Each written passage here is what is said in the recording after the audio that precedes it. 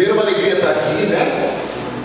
Meu nome é Júnior Silva, eu sou coordenador do grupo de oração Missão Raiz, coordeno lá hoje. É fácil coordenar o grupo porque o coordenador antes de mim foi o Américo, então é mais fácil, né? O Américo coordenou lá, antes do Américo foi o Diego Fernandes. Durante bastante tempo trabalhei na século XXI, recentemente agora também na TV Evangelizar, estou no programa na TV do Padre Rinaldo Manzotti. Também morei aqui na Diocese de Bragança, né? Eu fundei uma comunidade chamada Fala Senhor, hoje onde não faço mais parte, onde Deus tinha outros planos para mim e para minha esposa. E Deus, ele é sempre assim, né? Deus sempre nos surpreende. Hoje a gente acha que é para sempre, Deus diz, não, vai muito mais longe. É isso que Deus quis de nós, e nós estamos aí seguindo a nossa missão também de evangelizar dentro do nosso trabalho. Também eu sou terapeuta, sou psicanalista, eu também sou certificado internacionalmente como coaching, analista comportamental e mentoring. Então, eu tenho a graça de poder, né, na minha vida, também na igreja, na minha profissão, ajudar pessoas a encontrar o caminho, né? Às vezes, para a gente falar de Jesus, muitas vezes a gente, com o nosso testemunho, com a nossa forma de ser, a gente pode evangelizar. Eu tenho experimentado isso no meu trabalho, né? De muitas vezes não poder tocar no nome Jesus, mas de ver muitas pessoas que não encontram um caminho e às vezes buscar na igreja sem tocar no nome igreja, mas de fazê-las a conhecer a Deus. Isso é muito importante. E no tema de hoje, quando o médico me chamou, né, todo teu Maria, a gente tem visto por aí, né, o quanto tem crescido a devoção à Nossa Senhora, não é verdade? Eu também sou consagrado, segundo o Tratado de São Maria Bonfort. A gente vê essa divulgação tem sido muito grande, através do Padre Paulo Ricardo, entre outros padres, e a gente tem visto aí muitas pessoas se aproximando de Nossa Senhora. E isso é muito bom, não é verdade? Né? De a gente estar perto de Nossa Senhora, e a gente vai entender hoje o porquê também. O que me assusta às vezes é de a gente ver tantas pessoas buscar, mas sem saber o porquê. Não é? A gente vê, por exemplo, que às vezes até a própria moda ela se pega dentro da igreja. E a gente tem que tomar cuidado com isso. Porque a palavra de Deus é muito clara quando ela diz que o meu povo se perde por falta de conhecimento. Então, quanto menos a gente conhece, a facilidade de a gente se perder é muito grande. Então, quando a gente conhece realmente, a gente existe fundamentos, a gente entende a verdade. Eu costumo dizer muito isso para os meus pacientes, né?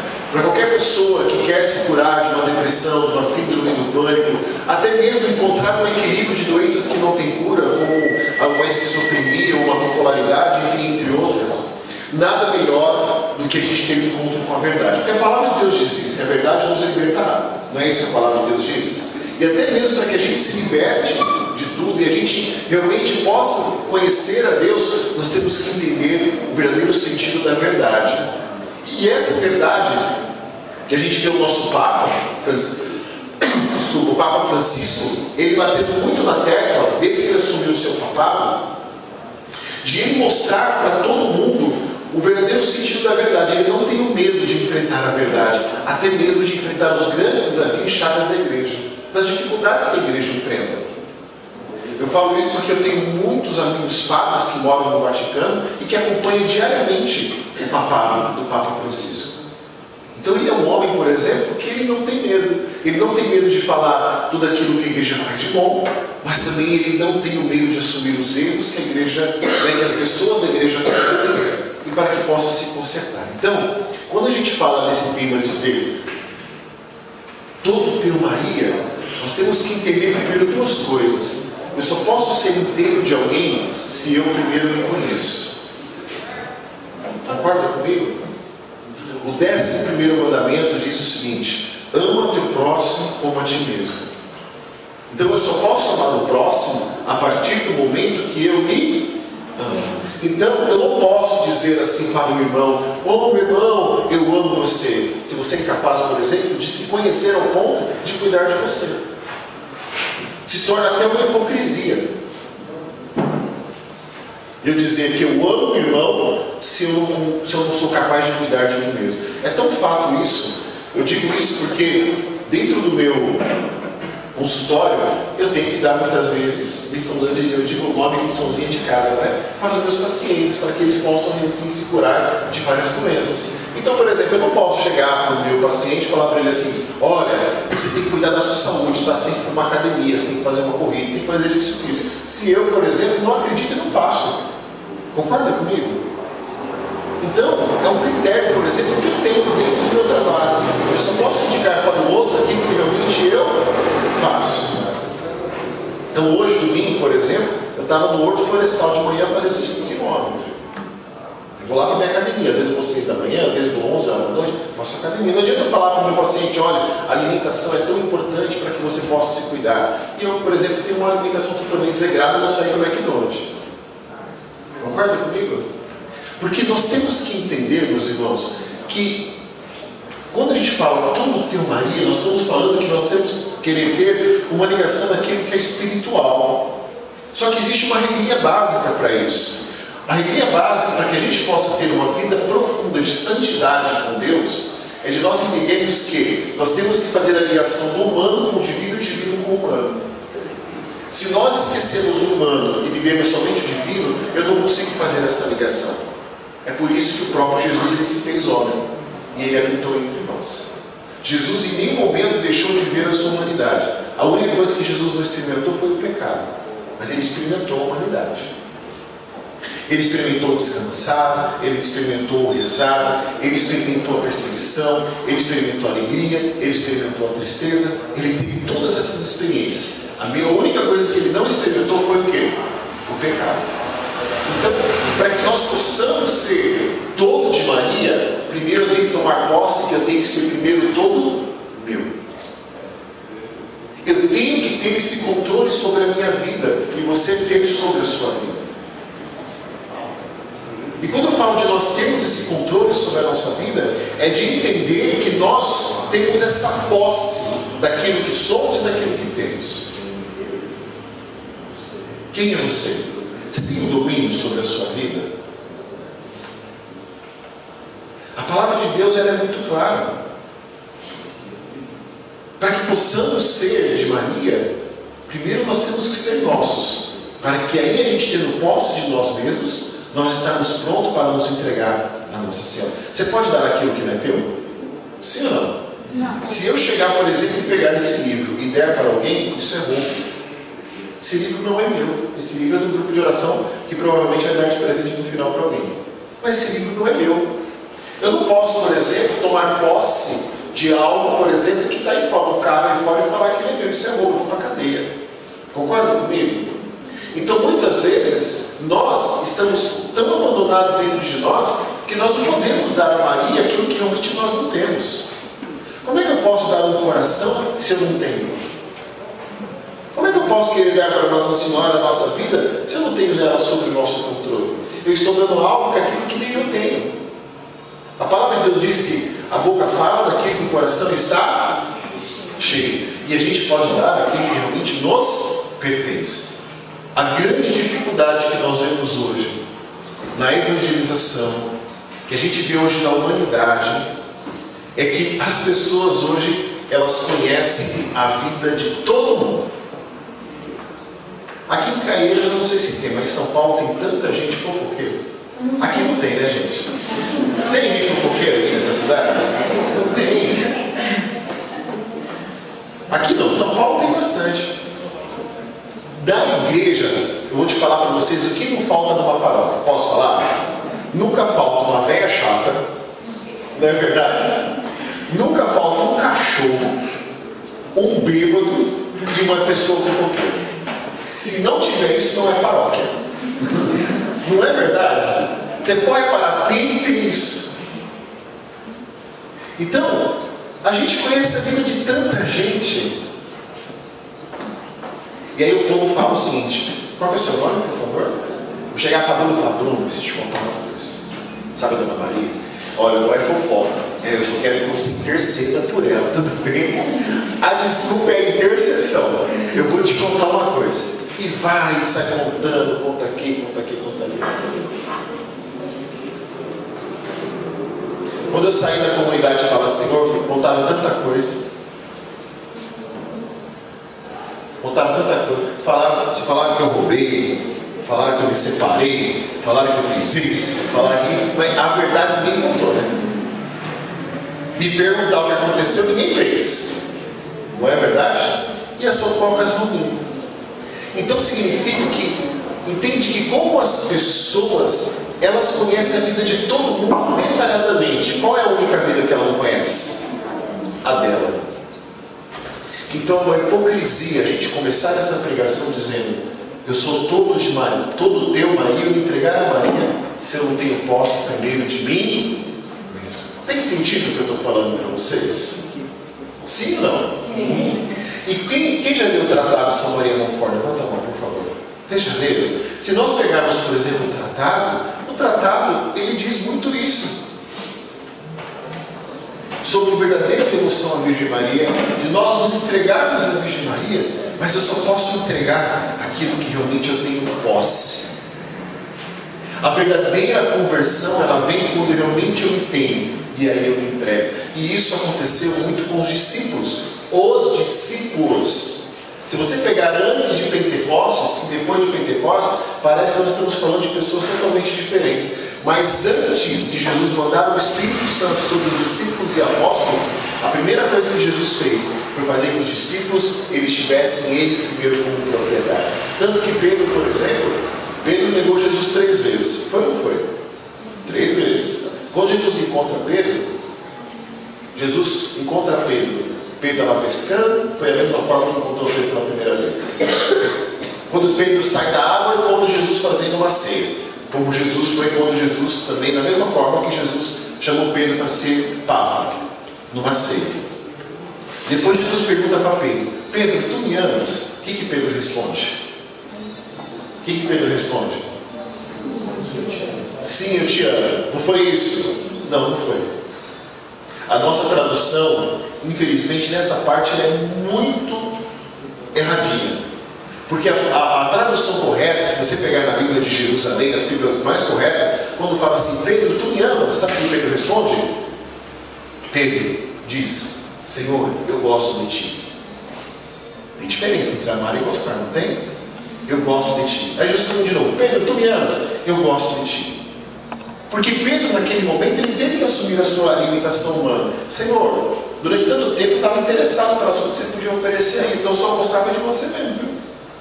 E depois pergunta, da terceira vez: Pedro, tu me amas? Senhor, tu conheces o meu coração. E o que Jesus fala? Pedro, apacenta minhas ovelhas. Jesus entende a limitação de Pedro, conhece que Pedro é limitado. E Pedro entrega o coração a Jesus totalmente consciente da sua limitação. Nós, muitas vezes, nós não queremos conhecer as nossas limitações. A gente conhece a limitação do outro. E a nossa limitação? E aí os discípulos, eles recebem o Espírito Santo, e aí é um tema para uma outra vez, quem sabe eu venho aqui e falo um pouco sobre isso. O Espírito Santo, ele só pode, isso daí é bíblico, tá? Não é eu que estou inventando. Senão Jesus teria feito diferente. Porque o Espírito Santo só pode vir a partir do momento que nós temos posse de nós mesmos e nós decidimos esse Espírito Santo. Porque se fosse diferente, na hora que Jesus tivesse conhecido todos os discípulos, ele já tinha mandado o Espírito Santo, e ele, durante 3 anos de vida pública, ele não tinha dado tanto trabalho como eles deram. Ao ponto de Jesus falar: até quando eu vou suportar vocês? Que vocês são difíceis. Vocês conhecem gente difícil ou não? Aqui em Caíra não deve ter gente difícil. Que você olha para uma pessoa e faz assim: ó. Não tem gente assim às vezes? Então o Espírito Santo de Deus, ele desce a partir do momento que a gente toma essa posse de nós, dizendo: Senhor, eu já tenho posse, domina-me. Senhor Jesus, venha sobre mim. E aí o Espírito Santo vem. A verdadeira conversão, ela acontece quando nós realmente decidimos assumir a nossa vida. E aí nós entregamos a nossa vida para o Senhor. Pega a sua Bíblia, vamos abrir no Evangelho de São João, capítulo 2. Vou pegar aqui a Bíblia que eu coloquei no meu celular. Evangelho de São João, capítulo 2.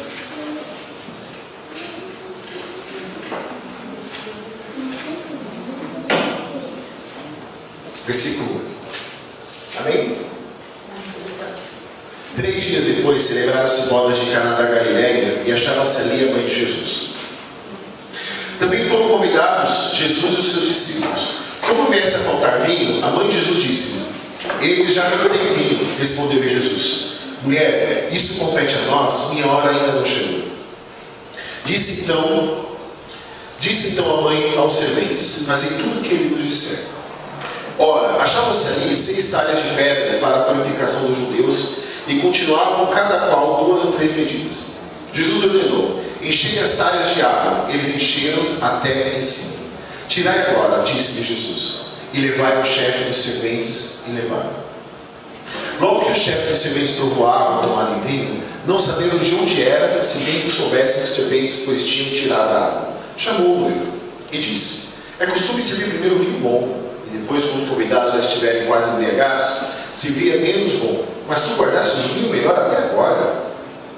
Este foi o primeiro milagre de Jesus. Realizou em Caná da Galileia. Manifestou a sua glória e os seus discípulos creram nele. Palavra da salvação. Glória ao Senhor. Eu tive a alegria de estar nesse lugar. Eu fui em 2011. Eu e a minha esposa. Quando nós chegamos nesse lugar tão bonito e simples, não é um lugar chique, um lugar muito simples, nós vimos que Jesus, ele começa ali a sua vida pública. E o mais interessante é o contexto. Vou explicar para vocês, olha que legal. Sabe que para o judeu, ele só pode sair de casa aos 30 anos. Até os 30, naquela época, até os 30 anos ele tinha que ficar dentro da sua casa. A mulher não. A mulher, quando ela já iniciava o seu ciclo menstrual, ela já era prometida em casamento. Então era 14, 15 anos, quando Nossa Senhora casou. E o homem não, ele ficava até os 30. Então, era muito natural ter uma diferença de idade de 15, 20 anos de diferença. Por isso que José era mais velho que Nossa Senhora, né? E a gente sabe, como diz a tradição da igreja, José morreu bem antes de Nossa Senhora. E aí eles foram convidados para o casamento, Maria e Jesus. Na tradição judaica, o casamento é algo muito sagrado, tanto que as festas de casamento, elas duravam 3 dias de festa. Já pensou? 3 dias de festa. 72 horas de festa. Só que, da mesma forma que se comemorava, o povo daquela época, eles tinham algumas crenças assim, meio esquisitas, né? Então eles colocavam o seguinte: ó, então vai ter a festa de casamento. Se faltar alguma coisa, eles subentendiam que aquela família não teria a bênção de Deus. E tanto que eles eram excluídos dentro da sociedade.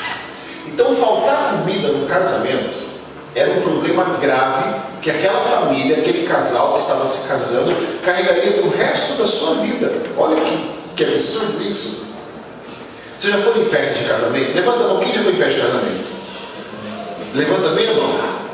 Deixa a mão de pé e já falou assim: nossa, a comida não está boa. Todo mundo aqui já fez isso. É verdade ou não é? Todo mundo já foi numa festa de casamento e saiu falando mal. Por isso que eu e minha esposa, a gente nem fez festa, não. Cumprimentamos na igreja, vamos viajar, mas você vai falar mal mesmo. Vou gastar dinheiro aí para 4, 5 horas, o povo sai falando mal, vou viajar para fora. Então, você imagina, festa, todo mundo sai falando. Ah, a coxinha estava fria. Ela não é? Nossa, aquele molho, aquele macarrão. Aí, quando o senhor faz um buffet, aí sempre tem um macarrão, que é o molho branco, o molho ao suco e o molho bolonhesa. Ela não é? Mas o molho estava frio, sempre tem um defeitinho para arrumar para o casamento de alguém. E aí, aquela é uma família muito pobre, uma família muito simples. E aí, de repente, no meio da festa, no primeiro dia de festa, falta o vinho. E aí, quando se vê ao faltar o vinho, Nossa Senhora, ela entra num desespero, podemos dizer assim, porque ela não queria que aquela família ficasse manchada.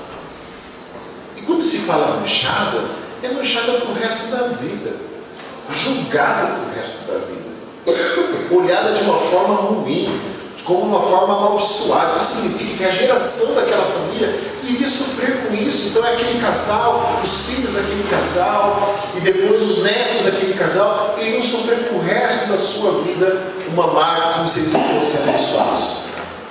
E Nossa Senhora ver aquilo, muitos de vocês não sabiam disso, né? Então vocês entendem a importância desse milagre? Só que Maria, quando ela olha aquilo, ela olhou e disse: eu preciso fazer alguma coisa. E aí ela lembrou: poxa, meu filho tem 30 anos, já está na hora de seguir a vida dele, né? E Nossa Senhora ali, naquele momento, ela dá um start da vida pública de Jesus. Porque sabia que se ele fizesse aquele milagre, ele não poderia mais voltar para casa. Ele teria que seguir os planos do Pai. E é algo tão bonito, porque mesmo, enfim, né, Jesus assim, criar uma nova religião, né, que é o cristianismo, nós somos católicos, ele respeita as tradições, ele respeitou, ele ficou até os 30 anos com sua mãe. E aí ele fala, Nossa Senhora chega, né? Tem mãe que fala grosso, tem mãe que fala devagar. Ela chegou assim diante de Jesus, assim, e disse assim: ó, acabou o vinho. Ele quer? Acabou o vinho. Ele dá uma resposta grossa: Kiko? Kiko o quê, filho? O que eu tenho a ver com isso? Isso não é um problema meu. Quem é mãe aqui? Levanta a mão. Se o seu filho dá uma resposta grossa, o que você faz? Dá na cara, faz alguma coisa, né? Mas acho que a senhora se segurou naquele momento. Ela se segurou. Tanto que quando Jesus tinha 12 anos, você lembra quando ele foi perdido no tempo, ele estava no tempo? E aí a senhora chegou desesperada e falou assim: meu filho, o que você está fazendo aqui? Aí Jesus levanta e fala: estou aqui fazendo as coisas do meu pai. O que ela fez? Aquela fofa, pai. Catou ele e foi embora. Chegou a hora não. Quando chegar a hora, e pegou ele e foi embora. Pegou pelo braço e levou. E aí, quando Jesus fala assim: mulher, ainda não chegou a minha hora. Isso não é um problema meu. Sabe o que Nossa Senhora fez? Eu acho o máximo. Quando eu chegar no céu, juro por que é demorado. Quero demorar bastante para chegar, né? Quero demorar bastante, quero ver bastante aqui ainda, mas eu quero ir no céu Teca, onde fica todas as imagens do que aconteceu.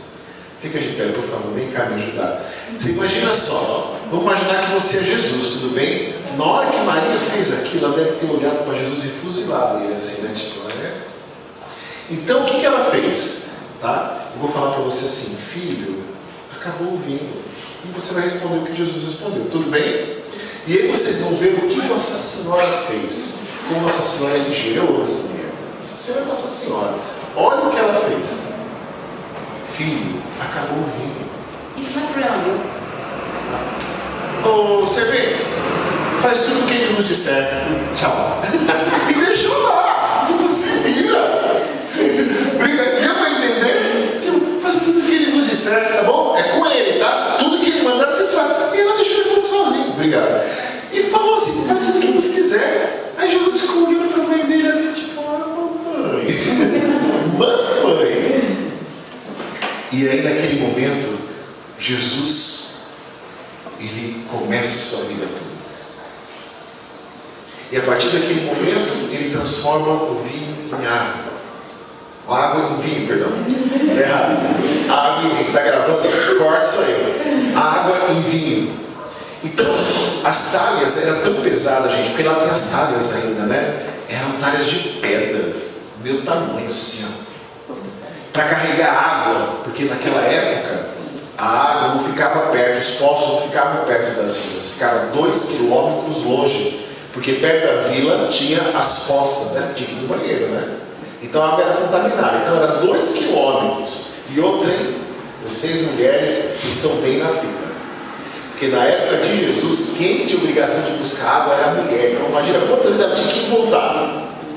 É por isso que lá em Israel, a Simone sabe o que eu estou falando, que a gente foi junto. As mulheradas eram tudo fitness. Não é verdade, Simone? Você vê lá, as mulheradas lá, elas fazem tudo, elas são soldadas de guerra, tudo com fuzil. E lá tal, porque elas tinham que andar, imagina. 2 baldes, não dá para carregar mais de 2, então eu pegava 2 baldes, aquele calor de 40, 50 graus, voltava para cá, para acabar a vala, tinha que voltar de novo. E quando eles foram buscar água e estavam voltando, a água foi se transformando em vinho. E ali se começa a vida pública de Jesus. Por que eu escolhi essa passagem? Pode ser que vocês tenham ouvido semana passada e vão ouvir mais sobre essa passagem. Porque essa passagem é muito rica.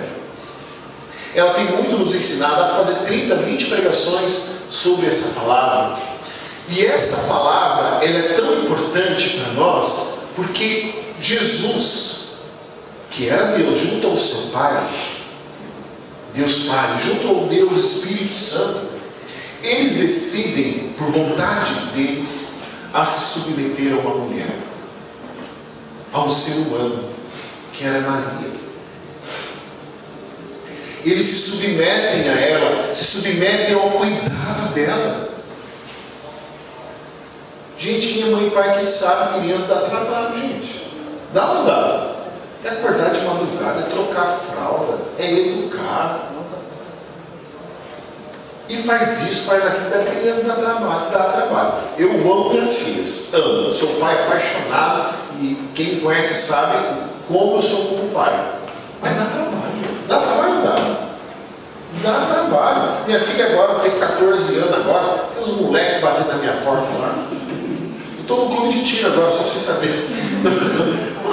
Minha filha chegou esse dia, tem um molequinho que gosta dela lá, chama Mateus, o menino. E aí nós fomos na festa junina. Aí eu escutei ela, mas Mateus, essa desgraça aí, que gosta dela. Aí chegou, ele passou comigo e falei, qual é o seu nome? Ele, Mateus, prazer, Mateus. Júnior, pai da Ana Laura, o moleque tremeu, gente. Tremeu assim, aí ele passou. Só que ele estava responsável por um grupinho, como os policiais de quermesse, sabe que você paga R$2, você manda abrir 10, 15 minutos? O desgramado não queria me prender, gente. Você não quer isso? Não ia perder a noção. Ele chegou, grudou no meu braço assim, ó, falou assim, tá preso. Eu falei, o quê? Você tá preso, pagado, você vai ficar dentro na cadeia, você paga R$3. Eu falei, ô menino, você tá ficando louco? Você fala que ama minha filha, manda mensagem, eu vejo tudo no WhatsApp dela, viu? Você gosta dela, você quer casar com ela, você quer me prender, você tá louco? E o bracinho dele assim, ó, ele segurando meu braço aí. Ele tremia assim, não foi história. Ele tremia. Eu falei assim, ele me soltou, ele falou, o senhor me perdoa, tio? Eu falei, tio? Menino, você piorou tudo agora. Você piorou, me chamou de tio. Como assim, tio? Não, tio, é porque tio de novo. Não, é que eu tô nervoso, tio de novo. Mas ele tava tão nervoso, tadinho. Aí na hora de ir embora, ele falou assim, ô Júnior, foi um prazer conhecer você, tá bom? Foi um prazer também, Mateus. Ele, tchau, tio. Moleque, que tio, que moleque. Filho, dá trabalho, gente. Dá trabalho demais. Mas a gente ama, não é verdade? Então, se nós, como diz em Mateus capítulo 7, se nós que somos maus sabemos cuidar bem dos nossos filhos, imagina o nosso Pai. Você acha que Deus entregar o seu filho para qualquer pessoa? Para e pensa, não tem lógica. Falar que Deus escolheu qualquer pessoa, não tem lógica no nome dele. Os nossos irmãos evangélicos que nos perdoem. Vocês sabem que antes de Lutero morrer, ele escreveu um livro para Nossa Senhora? Vocês sabiam disso? Ele ficou tão arrependido do que ele fez que ele escreveu um livro que chama Maria Mãe de Deus, que é um dos dogmas da igreja. Toda vez que tem um evangelho fala mal do nosso Senhor, ele fala, vai ler um livro do seu fundador? Maria Mãe dele, vai ler o livro lá. Ele escreveu, por de conversa. Então quando ele se entrega para os cuidados de Nossa Senhora, significa que, gente, você não entrega o seu filho da mão de qualquer pessoa para cuidar. Você entrega ou não? Você não entrega. Você pode fazer o seguinte, na escola, você vai na escola, você não vai entregar o teu filho em qualquer escola, ou para um vizinho, não é qualquer pessoa que vai tocar no teu filho. Maria, ela foi escolhida a dedo, para ser a mãe de quem? De Jesus. E esse cuidado de Nossa Senhora, porque Deus ele conhecia o coração de Maria, mesmo assim ela foi livre para dizer sim ou não. Então, quando ela disse sim, ela foi escolhida, significa que diante das mãos maternas, na mão materna de Maria, nós estamos bem cuidados. Nossa Senhora é aquela, como diz um tratado que já deu, Nossa Senhora ela sabe muito bem qual é o papel dela. Maria sabe que não é Deus. Ela sabe que ela não faz nada. A única coisa que ela faz é nos cuidar para que possamos nos devolver para Deus. Olha que bonito isso. Maria, ela cuida de nós para nos devolver para Deus. Foi da mesma forma que ela fez. Ela recebeu Jesus com cuidado e depois devolveu ele para o Senhor, Deus Pai. Ao ponto que quando ela diz isso em bodas de Caná, ela está devolvendo o seu filho para a humanidade. Então, quando nós estamos nos braços de Maria, nós estamos entendendo que nós estamos passando por esse cuidado para que ela possa nos devolver para Deus. O que me preocupa é se nós entendemos esse processo. Alguém já assistiu Chaves aqui? Já assistiram Chaves? O Chaves tem mãe? Não, não é? E aí tem algumas cenas que ele fala o seguinte: poxa, eu queria ter uma mãe. É, não é? Como eu queria ter uma mãe? É a mesma coisa o seguinte: o que adianta eu ter mãe se eu não entendo o valor que ela tem? Concordam comigo? Eu preciso entender o valor da mãe. E aí a gente poder, quando a gente entende o valor da mãe, nós podemos entender aquilo que ela pode ser para nós. Eu não posso ter uma mãe de fachada. Eu tenho que ter uma mãe de verdade. Não é?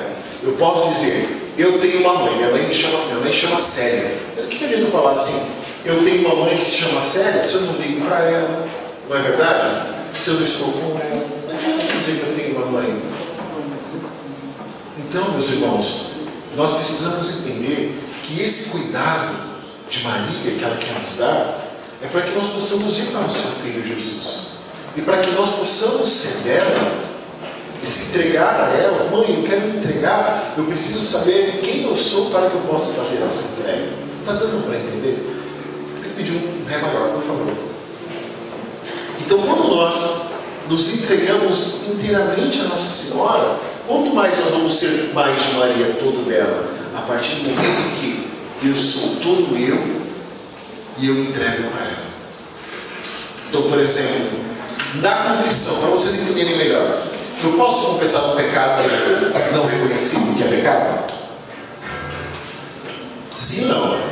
Eu vou ter perdão daquilo que realmente eu me arrependi, na verdade, quando eu tenho consciência do pecado. Então, quando eu assumo o meu pecado, na confissão eu entrego ele para quem? Para Deus. Eu só posso ter o perdão do meu pecado se eu reconheço o meu pecado e se eu entrego ele para Deus. É a mesma coisa para ser de Maria. Quanto mais eu me conheço, mais eu me entrego. Quanto mais eu conheço meu coração, mais eu serei todo de Maria. E Maria me entregará para o Senhor. Maria é que nem mãe, né? Às vezes o filho chega todo sujo de casa. O que a mãe faz? Tem uma festinha para ir? A mãe faz o seguinte: ela pega o filho, dá um banho, lava ele, lava o cachorro do sovaco, dá um banho, dá um talento nele e leva ele para a festa todo arrumadinho. Não é? Ser de Maria é bem isso mesmo. Quando nós estamos sujos do pecado, quando nós estamos sujos, ela vem, ela nos cuida, ela dá banho e nos entrega para Jesus totalmente prontos para viver tudo aquilo que nós temos. Então, nessa adoração que nós vamos ter agora, que nós possamos nos entregar a Jesus. Amém? Espírito, enche a minha vida.